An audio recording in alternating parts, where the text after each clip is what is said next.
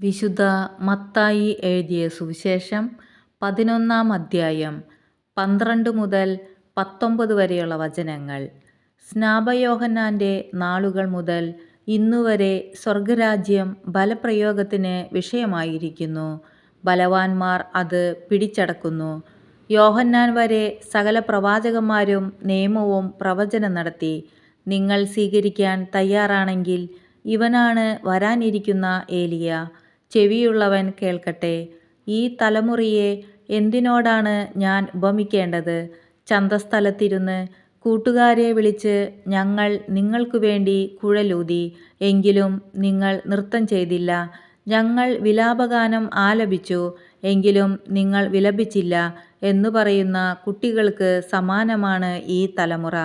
യോഹന്നാൻ ഭക്ഷിക്കാത്തവനും പാനം ചെയ്യാത്തവനുമായി വന്നു. അവൻ പിശാചുബാധിതനാണെന്ന് അപ്പോൾ അവർ പറയുന്നു. മനുഷ്യപുത്രൻ ഭക്ഷിക്കുന്നവനും പാനം ചെയ്യുന്നവനുമായി വന്നു.